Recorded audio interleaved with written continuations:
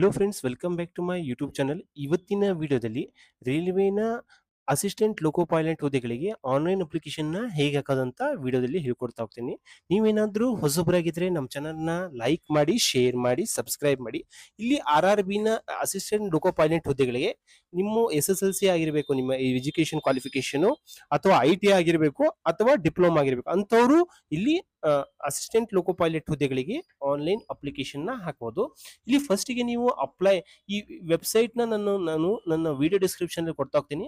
ಆ ಲಿಂಕ್ನ ಮೇಲೆ ನೀವು ಕ್ಲಿಕ್ ಮಾಡಬೇಕು ಅಂತ ಡೈರೆಕ್ಟ್ ಆಗಿ ಅಪ್ಲೈ ಮಾಡ್ಬೋದು. ಇಲ್ಲಿ ಅಪ್ಲೈ ಅಂತ ಕ್ಲಿಕ್ ಮಾಡಿದ್ರೆ ಇಲ್ಲಿ create an account, already have an account ಅಂತ.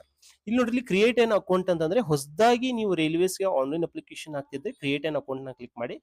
ನೀವೇನಾದ್ರೂ ಮೊದಲೇ ನಿಮ್ಮ ಅಕೌಂಟ್ ನ ಕ್ರಿಯೇಟ್ ಮಾಡಿದ್ರೆ ಇಲ್ಲಿ ಆಲ್ರೆಡಿ ಹ್ಯಾವ್ ಎನ್ ಅಕೌಂಟ್ ಮೇಲೆ ಕ್ಲಿಕ್ ಮಾಡಿ ನೀವು ನಿಮ್ಮ ಅಕೌಂಟ್ ನ ನಿಮ್ಮ ಅಪ್ಲಿಕೇಶನ್ ನ ಹಾಕೊಂತ ಹೋಗ್ಬೋದು.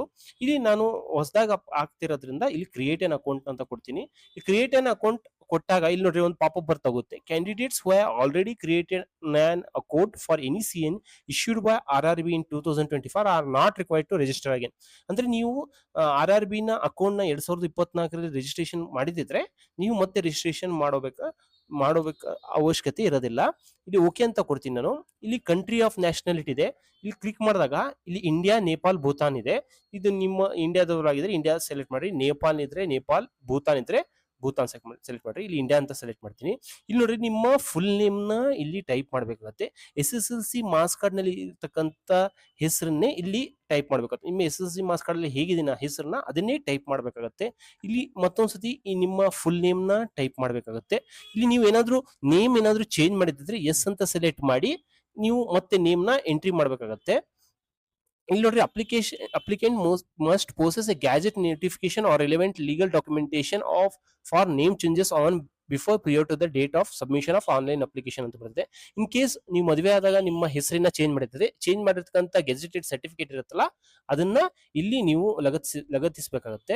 ಇಲ್ಲಿ ನಿಮ್ಮ ಡೇಟ್ ಆಫ್ ಬರ್ತ್ ನ ಎಂಟ್ರಿ ಮಾಡ್ಬೇಕಾಗುತ್ತೆ SSLC ಮಾರ್ಕ್ಸ್ ಕಾರ್ಡ್ ಪ್ರಕಾರ. ಇಲ್ಲಿ ಮತ್ತೊಂದ್ಸತಿ ಡೇಟ್ ಆಫ್ ಬರ್ತ್ ನ ಟೈಪ್ ಮಾಡ್ಬೇಕಾಗುತ್ತೆ. ಇಲ್ಲಿ ಜೆಂಡರ್ ಯಾವುದು ಅದನ್ನ ಸೆಲೆಕ್ಟ್ ಮಾಡ್ಬೇಕಾಗುತ್ತೆ, ಮೇಲ್ ಫಿಮೇಲ್ ಟ್ರಾನ್ಸ್ಜೆಂಡರ್ ಅಂತಂದು. Next father's name, SSLC marks card ಅಲ್ಲಿ ಹೇಗೆ ನಿಮ್ಮ ಫಾದರ್ಸ್ ನೇಮ್ ಬಂದಿದೆ ಅದನ್ನೇ ಟೈಪ್ ಮಾಡ್ಬೇಕಾಗುತ್ತೆ. ಇಲ್ಲಿ ಮತ್ತೊಂದ್ಸತಿ ಫಾದರ್ಸ್ ನೇಮ್ ನ ಟೈಪ್ ಮಾಡ್ಬೇಕಾಗುತ್ತೆ. ಇಲ್ಲಿ ಮದರ್ಸ್ ನೇಮ್ ಏನಿದೆ ಅದನ್ನ ಟೈಪ್ ಮಾಡ್ಬೇಕಾಗುತ್ತೆ. ಮದರ್ಸ್ ನೇಮ್ ಮತ್ತೊಂದ್ಸತಿ ಇಲ್ಲಿ ಟೈಪ್ ಮಾಡ್ಬೇಕಾಗುತ್ತೆ.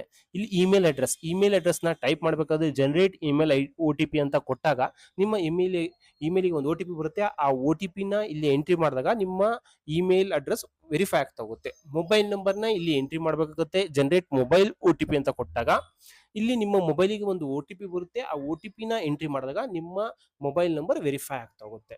ಇಲ್ಲಿ ಆಧಾರ್ ನಂಬರ್ ನ ಇಲ್ಲಿ ಎಂಟ್ರಿ ಮಾಡ್ಬೇಕಾಗತ್ತೆ. ಇಲ್ಲಿ ಆಧಾರ್ ನಂಬರ್ ನ ಎಂಟ್ರಿ ಮಾಡಿ ಜನರೇಟ್ ಆಧಾರ್ OTP ಅಂತ ಕೊಟ್ಟಾಗ ನಿಮ್ಮ ಆಧಾರ್ ಕಾರ್ಡ್ ಗೆ ಲಿಂಕ್ ಆಗಿರ್ತಕ್ಕಂಥ ಮೊಬೈಲ್ ನಂಬರ್ಗೆ ಒಂದು OTP ಬರುತ್ತೆ. ಆ OTP ನ ಇಲ್ಲಿ ಎಂಟ್ರಿ ಮಾಡ್ಬೇಕಾಗತ್ತೆ. ಅವಾಗ ನಿಮ್ಮ ಆಧಾರ್ ವೆರಿಫೈಡ್ ಆಗ್ತಾ ಹೋಗುತ್ತೆ. ಇಲ್ಲೆಲ್ಲ ಆದ ತಕ್ಷಣ ಈ ಚೆಕ್ ಬಾಕ್ಸ್ ಮೇಲೆ ಟಿಕ್ ಮಾಡಿ ಇಲ್ಲಿ ಒಂದು ಅಲ್ಫಾ ನ್ಯೂಮರಿಕ್ ಪಾಸ್ವರ್ಡ್ ನ ಇಲ್ಲಿ ಟೈಪ್ ಮಾಡಬೇಕಾಗುತ್ತೆ. ಇಲ್ಲಿ ಮತ್ತೊಂದ್ಸತಿ ಅಲ್ಫಾ ನ್ಯೂಮರಿಕ್ ಪಾಸ್ವರ್ಡ್ ನ ಟೈಪ್ ಮಾಡಬೇಕಾಗುತ್ತೆ. ಇಲ್ಲಿ I am not A robot ಅಂತ ಕ್ಲಿಕ್ ಮಾಡಿ preview and create an account ಅಂತ ಕೊಟ್ಟಾಗ ಏನಂತಂದ್ರೆ ನಿಮ್ಮ ರಿಜಿಸ್ಟ್ರೇಷನ್ ಪ್ರೋಸೆಸ್ ಇಲ್ಲಿಗೆ ಕಂಪ್ಲೀಟ್ ಆಗ್ತಾ ಹೋಗುತ್ತೆ. ಇಲ್ಲಿ ಏನಂತಂದ್ರೆ ನಾವು ಅಕೌಂಟ್ ನ ರಿಜಿಸ್ಟ್ರೇಷನ್ ಕಂಪ್ಲೀಟ್ ಆದಾಗ ಇಲ್ಲಿ ಆಲ್ರೆಡಿ ಹ್ಯಾವ್ ಎನ್ ಅಕೌಂಟ್ ಅಂತ ಇದೆಯಲ್ಲ ಇದ್ರ ಮೇಲೆ ಕ್ಲಿಕ್ ಮಾಡಿದಾಗ ಇಲ್ಲಿ ನೋಡ್ರಿ ಲಾಗಿನ್ ವಿತ್ RRB ಅಕೌಂಟ್ ಅಂತ ಕೊಡ್ಬೇಕಾಗುತ್ತೆ.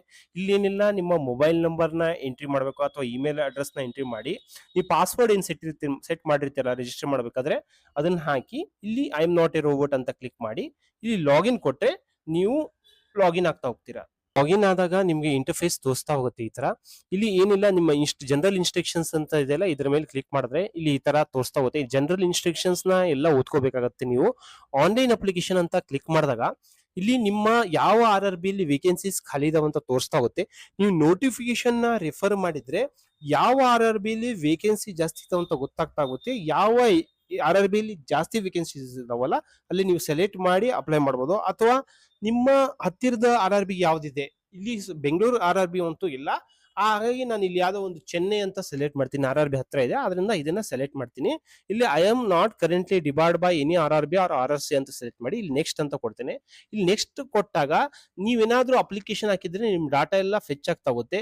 ಇಲ್ಲಿ ನೀವು ರಿಜಿಸ್ಟ್ರೇಷನ್ ಮಾಡಬೇಕು ಕೆಲವೊಂದು ಡಾಟಾನ ಎಲ್ಲ ತುಂಬಿರ್ತೀರಲ್ಲ ಅದನ್ನು ಫೆಚ್ ಆಗ್ತಾ ಹೋಗುತ್ತೆ. ಇಲ್ಲಿ ಕಂಟ್ರಿ ಆಫ್ ನ್ಯಾಷನಾಲಿಟಿ ಬಂದಿರುತ್ತೆ, date of birth SSLC marks card ಪ್ರಕಾರ ಬಂದಿರುತ್ತೆ, ಏಜ್ ಎಷ್ಟು ಅಂತ ಬಂದಿರುತ್ತೆ, S S L C marks card ಪ್ರಕಾರ ಹೆಸರು, ಮತ್ತೆ ತಂದೆ ಹೆಸರು, ಮದರ್ಸ್ ನೇಮು, ಜೆಂಡರು, ಏನಾದರೂ ಚೇಂಜ್ ಮಾಡಿದ್ರೆ change name, email address, mobile number ಅಂತೂ ಬಂದಿರುತ್ತೆ. ಮ್ಯಾರಿಟಲ್ ಸ್ಟೇಟಸ್ ಮ್ಯಾರಿಡ್ ಇದ್ರೆ ಮ್ಯಾರಿಡ್ ಸೆಲೆಕ್ಟ್ ಮಾಡಿ, ಅನ್ಮ್ಯಾರಿಡ್ ಇದ್ರೆ ಅನ್ಮ್ಯಾರಿಡ್ ಸೆಲೆಕ್ಟ್ ಮಾಡಿ. ರಿಲಿಜನ್ ಇಲ್ಲಿ ಮ್ಯಾರಿಡ್ ಸೆಲೆಕ್ಟ್ ಮಾಡ್ತೀನಿ. ರಿಲಿಜನ್ ಯಾವುದು, ಹಿಂದೂ ಇದ್ರೆ ಹಿಂದೂ ಸೆಲೆಕ್ಟ್ ಮಾಡಿ, ಯಾವುದು ಅಂತ ಅದನ್ನ ಸೆಲೆಕ್ಟ್ ಮಾಡಿ. ಇಲ್ಲಿ ನೆಕ್ಸ್ಟ್ ಕಮ್ಯುನಿಟಿ, ಇಲ್ಲಿ ನೋಡ್ರಿ, ಇಲ್ಲಿ ಸೆಲೆಕ್ಟ್ ಮದರ್ ಟಂಗ್ ಯಾವುದು, ನಿಮ್ದು ಕನ್ನಡ ಇದ್ರೆ ಕನ್ನಡ ಸೆಲೆಕ್ಟ್ ಮಾಡ್ರಿ, ಬೇರೆ ಇದ್ರೆ ಬೇರೆ ಯಾವ್ದು ಇದ್ರೆ ಸೆಲೆಕ್ಟ್ ಮಾಡಿ. ಇಲ್ಲಿ ಲ್ಯಾಂಗ್ವೇಜ್ ನ ಯಾವ್ದು, ಇಂಗ್ಲಿಷ್ ನಲ್ಲಿ ಬರೀತೀರಾ ಕನ್ನಡದಲ್ಲಿ ಬರೀತೀರಾ ಅಂತಂದು ಅದನ್ನ ಸೆಲೆಕ್ಟ್ ಮಾಡಿ. ಇಲ್ಲಿ ಇಂಗ್ಲಿಷ್ ಇದ್ರೆ ಇಂಗ್ಲಿಷ್ ಸೆಲೆಕ್ಟ್ ಮಾಡಿ, ಕನ್ನಡದಲ್ಲಿ ಬರೀತಿದ್ರೆ ಕನ್ನಡನ ಸೆಲೆಕ್ಟ್ ಮಾಡಿ. ಇಲ್ಲಿ ವಿಸಿಬಲ್ ಐಡೆಂಟಿಫಿಕೇಶನ್ ಮಾರ್ಕ್ಸ್ ನ ನೀವು ಎಂಟ್ರಿ ಮಾಡಬೇಕಾಗತ್ತೆ. ಯಾವುದೇ ಒಂದು ನಿಮ್ ಬಾಡಿಯಲ್ಲಿ ಮಾರ್ಕ್ಸ್ ಇದ್ದದನ್ನ ಅದನ್ನ ಇಲ್ಲಿ ಎಂಟ್ರಿ ಮಾಡಬೇಕಾಗತ್ತೆ. ಇಲ್ಲೊಂದು ಮತ್ತೊಂದು ಐಡೆಂಟಿಫಿಕೇಶನ್ ಮಾರ್ಕ್ಸ್ ನ ಎಂಟ್ರಿ ಮಾಡಬೇಕಾಗುತ್ತೆ. ಇಲ್ಲಿ ಕಮ್ಯುನಿಟಿ ಇದೆ, ಯು ಆರ್ ಅಂದ್ರೆ ಅನ್ರಿಸರ್ವ್ಡ್ ಜನರಲ್ ಕ್ಯಾಟಗರಿ ಸೆಲೆಕ್ಟ್ ಮಾಡಬೇಕು. ಎಸ್ ಸಿ ಇದ್ರೆ ಎಸ್ ಸಿ ಸೆಲೆಕ್ಟ್ ಮಾಡಿ, ಎಸ್ ಟಿ ಇದ್ರೆ ಎಸ್ ಟಿ ಸೆಲೆಕ್ಟ್ ಮಾಡಿ, ಒಬಿಸಿ ಇದ್ರೆ ಒಬಿಸಿ ಸೆಲೆಕ್ಟ್ ಮಾಡಿ, ಇ ಡಬ್ಲ್ಯೂ ಎಸ್ ಇದ್ರೆ ಇ ಡಬ್ಲ್ಯೂ ಎಸ್ ಸೆಲೆಕ್ಟ್ ಮಾಡಿ. ನಾನು ಇಲ್ಲಿ ಒಬಿಸಿ ಅಂತ ಇದೆ, ಇಲ್ಲಿ ಒಬಿಸಿ ಅನ್ನ ಸೆಲೆಕ್ಟ್ ಮಾಡ್ತೀನಿ. ಇಲ್ಲಿ ಐ ಅಂಡರ್ಸ್ಟ್ಯಾಂಡ್ ಅಂಡ್ ಅಗ್ರಿ ಅಂತ ಕೊಡ್ಬೇಕಾಗತ್ತೆ. ಇಲ್ಲಿ ನೋಡ್ರಿ, ನಾನ್ ಕ್ರಿಮಿಲಿಯರ್ ನಲ್ಲಿ ಬರ್ತೀರಾ ಏನಂತ ಕೇಳ್ತಿದೆ. ಇಲ್ಲಿ ನೋ ಅಂತ, ಎಸ್ ಇದ್ರೆ ಎಸ್ ಸೆಲೆಕ್ಟ್ ಮಾಡ್ರಿ, ಎನ್ ಸಿ ಎಲ್ ಸರ್ಟಿಫಿಕೇಟ್ ಇದ್ರೆ ಎಸ್ ಅಂತ ಸೆಲೆಕ್ಟ್ ಮಾಡಿ, ಇಲ್ಲ ಅಂತಂದ್ರೆ ನೋ ಅಂತ ಸೆಲೆಕ್ಟ್ ಮಾಡಿ. ಇಲ್ಲಿ ನೋ ಅಂತ ಸೆಲೆಕ್ಟ್ ಮಾಡ್ತೀನಿ. ಇಲ್ಲಿ ನೆಕ್ಸ್ಟ್ ಏನಂತಂದ್ರೆ ನಿಮ್ಮ ಪ್ರೆಸೆಂಟ್ ಅಡ್ರೆಸ್ ನ ಇಲ್ಲಿ ಫಿಲ್ ಅಪ್ ಮಾಡ್ಬೇಕತ್ತೆ. ಸ್ಟೇಟ್ ಯಾವುದು, ಡಿಸ್ಟ್ರಿಕ್ಟ್ ಯಾವುದು, ಅಡ್ರೆಸ್ ಯಾವುದು, ಸಿಟಿ ಯಾವುದು, ಪಿನ್ ಕೋಡ್ ನ. ಇಲ್ಲಿ ನೀವು ಇದೇ present address permanent address same ಇತ್ತಂದ್ರೆ ಇಲ್ಲಿ ಚೆಕ್ ಬಾಕ್ಸ್ ಮೇಲೆ ಟಿಕ್ ಹಾಕಿ ಸೇವ್ ಅಂತ ಕೊಟ್ಟು ನೆಕ್ಸ್ಟ್ ಕೊಡ್ಬೇಕಾಗತ್ತೆ. ಇಲ್ಲಿಗೆ ಫಸ್ಟ್ ಸ್ಟೆಪ್ ಪ್ರೊಸೆಸ್ ಕಂಪ್ಲೀಟ್ ಆಗ್ತಾ ಹೋಗುತ್ತೆ. ನಿಮ್ಮ ನೀವು ಎಕ್ಸ್ ಸರ್ವಿಸ್ ಮ್ಯಾನ್ ಇದ್ರೆ ಎಸ್ ಇದ್ರೆ ಎಕ್ಸ್ ಸರ್ವಿಸ್ ಮ್ಯಾನ್ ಇದ್ರೆ ಎಸ್ ಅಂತ ಸೆಲೆಕ್ಟ್ ಮಾಡಿ, ಇಲ್ಲಾಂದ್ರೆ ನೋ ಅಂತ ಸೆಲೆಕ್ಟ್ ಮಾಡಿ. E B C certificate holder ಅಂದ್ರೆ ಎಕನಾಮಿಕಲಿ ಬ್ಯಾಕ್ವರ್ಡ್ ಕ್ಲಾಸ್ ಸರ್ಟಿಫಿಕೇಟ್ ಇದ್ರೆ ಎಸ್ ಅಂತ ಸೆಲೆಕ್ಟ್ ಮಾಡಿ, ಇಲ್ಲ ಅಂತಂದ್ರೆ ನೋ ಅಂತ ಸೆಲೆಕ್ಟ್ ಮಾಡಿ. ಇಲ್ಲಿ ನೀವು ರೈಲ್ವೆ ಅಪ್ಲಿಕೆಂಟ್ ರೈಲ್ವೆಲಿ ಕೆಲಸ ಮಾಡ್ತಿದ್ರೆ ಇಲ್ಲಿ ಎಸ್ ಅಂತ ಸೆಲೆಕ್ಟ್ ಮಾಡಿ, ಇಲ್ಲ ಅಂತಂದ್ರೆ ನೋ ಅಂತ ಸೆಲೆಕ್ಟ್ ಮಾಡಿ. ಇಲ್ಲಿ ಏನಂತಂದ್ರೆ ನೇಮ್ ಆಫ್ ದ ಕರೆಂಟ್, ಇಲ್ಲಿ ನೋಡ್ರಿ, ನೀವು ಏನಾದ್ರು ಸೆಂಟ್ರಲ್ ಗೌರ್ಮೆಂಟ್ ಅಥವಾ ಸ್ಟೇಟ್ ಗೌರ್ಮೆಂಟ್ ಇಲ್ಲಿ ಕೆಲಸ ಮಾಡ್ತಿದ್ರೆ ಸೆಂಟ್ರಲ್ ಗೌರ್ಮೆಂಟ್ ಸೆಲೆಕ್ಟ್ ಕೆಲಸ ಮಾಡ್ತಿದ್ರೆ ಸೆಂಟ್ರಲ್ ಗೌರ್ಮೆಂಟ್ ಸೆಲೆಕ್ಟ್ ಮಾಡಿ, ಅಲ್ಲೆಲ್ಲ ಡೀಟೇಲ್ಸ್ ನೆಲ್ಲ ಫಿಲ್ ಅಪ್ ಮಾಡ್ಕೊಂತ ಹೋಗ್ಬೇಕಾಗತ್ತೆ. ಇಲ್ಲಿ ಇಲ್ಲ ಕೆಲಸ ಮಾಡ್ತಿಲ್ಲ ಅಂತಂದ್ರೆ ಇಲ್ಲಿ ನಾಟ್ ಅಪ್ಲಿಕೇಬಲ್ ಅಂತ ಸೆಲೆಕ್ಟ್ ಮಾಡಿ. ಇಲ್ಲಿ next are you a complete course completed act apprentice in railway establishment processing n s c granted by news. ನೀವೇನಾದ್ರೂ ಕೋರ್ಸ್ ರೈಲ್ವೆಯಲ್ಲಿ ಕಂಪ್ಲೀಟ್ ಮಾಡಿದ್ರೆ ಎಸ್ ಅಂತ ಸೆಲೆಕ್ಟ್ ಮಾಡಿ, ಇಲ್ಲಿ ನೋನೇ ಸೆಲೆಕ್ಟ್ ಮಾಡಿ. ಇಲ್ಲಿ ನೋಡಿ, ಇಲ್ಲಿ ಏನಂತಂದ್ರೆ ಇಲ್ಲಿ ನಿಮ್ಮ ಬ್ಯಾಂಕ್ ಇಲ್ಲಿ ಅಕೌಂಟ್ ಹೋಲ್ಡರ್ ನೇಮ್ ನ ಎಂಟ್ರಿ ಮಾಡ್ಬೇಕಾಗತ್ತೆ, ಮತ್ತೆ ಅಕೌಂಟ್ ನಂಬರ್ ನ ಎಂಟ್ರಿ ಮಾಡ್ಬೇಕಾಗತ್ತೆ. ಇಲ್ಲಿ ನೆಕ್ಸ್ಟ್ ಬ್ಯಾಂಕ್ ಅಕೌಂಟ್ ನಂಬರ್ ಮತ್ತೊಂದ್ಸತಿ ಎಂಟ್ರಿ ಮಾಡ್ಬೇಕಾಗತ್ತೆ. ಇಲ್ಲಿ ಮತ್ತೆ ಐ ಎಫ್ ಸಿ ಕೋಡ್ ನ ಎಂಟ್ರಿ ಮಾಡ್ಬೇಕಾಗತ್ತೆ, ಬ್ಯಾಂಕ್ ನ ನೇಮ್ ನ ಎಂಟ್ರಿ ಮಾಡ್ಬೇಕಾಗತ್ತೆ, ಬ್ಯಾಂಕ್ ಅಡ್ರೆಸ್ ನ ಎಂಟ್ರಿ ಮಾಡ್ಬೇಕಾಗತ್ತೆ. ಇಲ್ಲೆಲ್ಲ ತುಂಬಿದಾದ ತಕ್ಷಣ ನೀವೇನಂತಂದ್ರೆ ಇಲ್ಲಿ ಸೇವ್ ಅಂತ ಕೊಟ್ಟು ನೆಕ್ಸ್ಟ್ ಕೊಡ್ಬೇಕಾಗತ್ತೆ. ಪರ್ಸನಲ್ ಡೀಟೇಲ್ಸ್ ನ ತುಂಬ್ತೀರಾ, ನೆಕ್ಸ್ಟ್ ಅದರ್ ಡೀಟೇಲ್ಸ್ ನ ತುಂಬ್ತಾ ಹೋಗ್ತೀರಾ. ನೆಕ್ಸ್ಟ್ ಎಜುಕೇಶನ್ ಕ್ವಾಲಿಫಿಕೇಶನ್ ಬಂದ್ಬಿಟ್ಟು ನೀವು ಎಸ್ ಎಸ್ ಎಲ್ ಸಿ ನ ಇಲ್ಲಿ ಸೆಲೆಕ್ಟ್ ಮಾಡಿದೀನಿ, ಈ ರೋಲ್ ನಂಬರು ಏನು ಸೀರಿಯಲ್ ನಂಬರು ಎಲ್ಲ ಎಂಟ್ರಿ ಮಾಡ್ಕೊಂತ ಹೋಗ್ಬೇಕಾಗತ್ತೆ. ಇಲ್ಲಿ ನೋಡ್ರಿ, ಇಲ್ಲಿ ನಾನು ಇಲ್ಲಿ ಯಾವ್ದೋ ಒಂದು ಡಿಪ್ಲೊಮಾ ಅಂತ ಸೆಲೆಕ್ಟ್ ಮಾಡಿದ್ರೆ ಇಲ್ಲಿ ನಿಮ್ಮ ಯಾವ ಡಿಸಿಪ್ಲಿನು, ಯಾವ ಸ್ಟೇಟ್, ಡಿಸ್ಟ್ರಿಕ್ಟ್, ಕಾಲೇಜ್ ಯಾವುದು, ಪಾಸಿಂಗ್ ಯಾವುದು, ಪರ್ಸೆಂಟೇಜ್ ಯಾವುದು, ಇದನ್ನೆಲ್ಲ ಎಂಟ್ರಿ ಮಾಡ್ಕೊಂತ ಹೋಗ್ಬೇಕಾಗತ್ತೆ.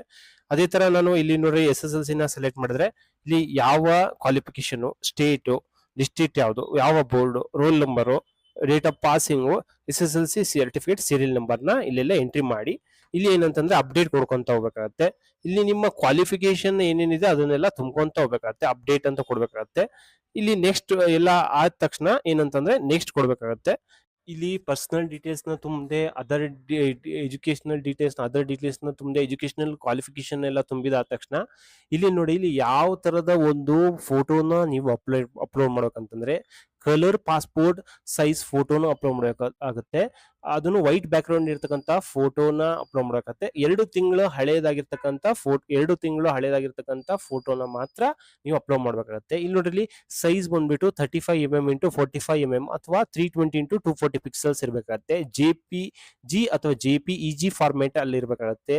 ಫೋಟೋಗ್ರಾಫ್ ಸೈಜ್ ಬಂದ್ಬಿಟ್ಟು 100 KB ಟು 150 KB ಅಲ್ಲಿ ಇರಬೇಕಾಗುತ್ತೆ. ಇಲ್ಲಿ ನೋಡ್ರಿ, ಮೊಬೈಲ್ ಅಲ್ಲಿ ತೆಗೆದಿರ್ತಕ್ಕಂಥ ಫೋಟೋನ ಅಪ್ಲೋಡ್ ಮಾಡಿದ್ರೆ ಏನಂತಂದ್ರೆ ರಿಜೆಕ್ಷನ್ ಆಗ್ತಾ ಹೋಗುತ್ತೆ. ಕರೆಕ್ಟ್ ಆಗಿ ನೀವು ಫ್ರಂಟ್ ಅಲ್ಲಿ ಪಾಸ್ಪೋರ್ಟ್ ಸೈಜ್ ಫೋಟೋದಲ್ಲಿ ನೀವು ಕರೆಕ್ಟ್ ಆಗಿ ಫ್ರಂಟ್ ನೋಡ್ತಿರ್ತಕ್ಕಂಥ ಫೋಟೋನ ಅಪ್ಲೋಡ್ ಮಾಡ್ಬೇಕಾಗತ್ತೆ.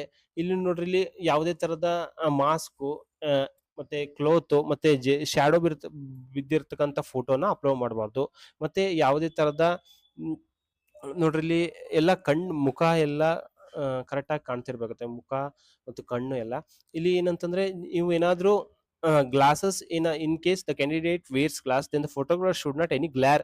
ಇಲ್ಲಿ ನಿಮ್ಮ ರಿಫ್ಲೆಕ್ಷನ್, ನೀವು ಗ್ಲಾಸ್ ಏನಾದ್ರು ಹಾಕೊಂಡಿದ್ರೆ, ಸ್ಪೆಕ್ಟಕಲ್ಸ್ ಏನಾದ್ರು ಹಾಕೊಂಡಿದ್ರೆ ಅದರ ರಿಫ್ಲೆಕ್ಷನ್ ಬೀಳಬಾರ್ದು.